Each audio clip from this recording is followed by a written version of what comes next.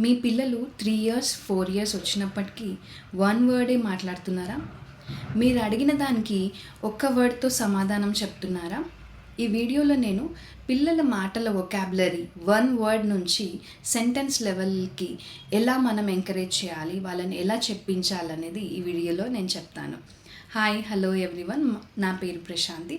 I'm a speech pathologist. So చాలామంది parents వాళ్ళ పిల్లలకి 3 ఇయర్స్, 4 ఇయర్స్, 5 ఇయర్స్ వచ్చినప్పటికీ వన్ వర్డే మాట్లాడుతున్నారు. అంటే మామూలుగా 3 ఇయర్స్, 4 ఇయర్స్కి ఒక 3 వర్డ్స్ కలిపి సెంటెన్స్ మాట్లాడాలి, కానీ ఒక వర్డ్తోని ఆన్సర్ ఇస్తున్నారు అని చెప్తుంటారు. అయితే ఫస్ట్ మీరు గమనించాల్సింది మీ పిల్లలు అన్నీ అర్థం చేసుకుంటున్నారా లేదా అని. మీరు చెప్పింది, మీరు మాట్లాడిన లాంగ్వేజ్, ఫర్ సపోజ్ మీరు బాల్ అక్కడ పెట్టు అన్నప్పుడు అర్థం చేసుకుంటున్నారా లేదా అని గమనించాలి.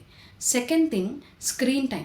కంటిన్యూస్ స్క్రీన్ టైం ఉంటే కూడా లాంగ్వేజ్ అనేది పిక్ చేసుకోకుండా వాళ్ళు వన్ వర్డ్తోనే ఆన్సర్ ఇస్తుంటారు.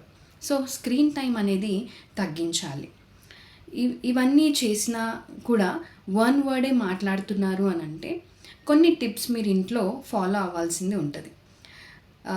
ఫస్ట్ వచ్చేసి వాళ్ళ లాంగ్వేజ్ని ఒక్క వర్డ్ నుంచి ఎక్స్పాండ్ చేయాలంటే మనం ఏం చేయాలి? ఇప్పుడు వాళ్ళు ఒక వర్డ్ మాట్లాడుతున్నారు, ఫర్ సపోజ్ కార్ అని చెప్తున్నారు. సో మనం ఏం చేయాలి? మనం మాట్లాడాలి ఏమని?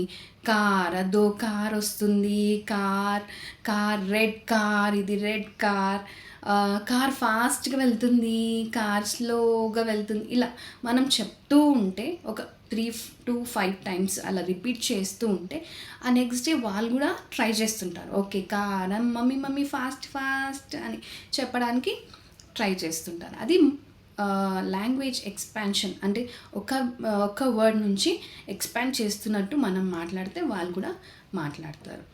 తర్వాత డాల్ టాక్. గర్ల్స్ అయితే బార్బీ డాల్స్ ఉంటాయి, బాయ్స్ అయితే ఈ మధ్య సూపర్ మ్యాన్, స్పైడర్ మ్యాన్ అని ఉంటున్నాయి. సో ఆ టాయ్స్ని తీసుకొని వాళ్ళకి ఏదో, ఇప్పుడు బార్బీ అయితే డ్రెస్ వేస్తున్నట్టు, మేకప్ చేస్తున్నట్టు, తినిపిస్తున్నట్టు మనం చేస్తూ చెప్తూ ఉంటే, ఓకే డాల్, ఇది నా డాల్, ఓకే పడుకో జోజో అని చెప్పి తిను అని ఇట్లా మాట్లాడిస్తూ ఉంటే ఒక యాక్టివిటీలో ఇన్వాల్వ్ అయ్యి వాళ్ళు చెప్పడం చేస్తుంటారు. తర్వాత రోల్ ప్లే అంటే ఎనాక్ట్ చేయడం. అంటే డాక్టర్ లాగా, టీచర్ లాగా, కుకింగ్ సెట్ కానీ, డాక్టర్ సెట్ కానీ తీసుకొని వాళ్ళతో ఆ విధంగా యాక్షన్ చేయడము చేస్తుంటే వాళ్ళ లాంగ్వేజ్ అనేది ఇంప్రూవ్ అవుతుంది. డాక్టర్ సెట్ తీసుకొని, ఇదో నేను డాక్టర్, నువ్వు వచ్చావా నా దగ్గరికి, ఏమైంది అని అడగడము, ఇంజెక్షన్ ఇవ్వాలా, అమ్మో నొప్పి వస్తుంది నొప్పి అని చెప్పి అట్లా మనము ఇంట్రెస్టింగ్గా క్రియేట్ చేసుకొని రోల్ ప్లే చేస్తూ ఉంటే కూడా లాంగ్వేజ్ ఇంప్రూవ్ అవుతుంది. తర్వాత పిక్చర్ డిస్క్రిప్షన్ సింపుల్గా అంటే మీ పాత ఆల్బమ్స్, బర్త్డేవి కానీ, మ్యారేజ్వి కానీ ఏవైనా తీసుకొని వాళ్ళకు చూయిస్తూ ఇక్కడ ఏం జరుగుతుంది, ఏమవుతుంది అని చూయిస్తూ వాళ్ళకి చెప్తే వాళ్ళు అర్థం చేసుకొని చెప్పడానికి ట్రై చేస్తుంటారు.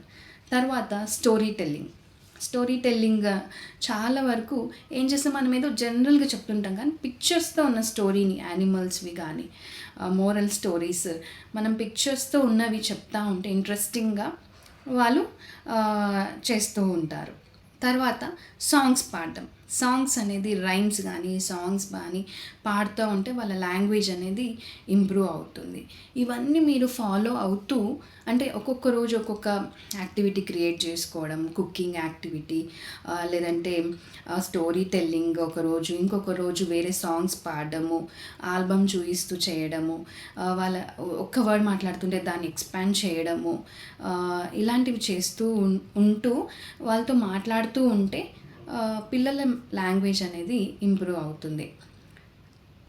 ఇవన్నీ మీకు హెల్ప్ అవుతాయని నేను అనుకుంటున్నాను. Thank you.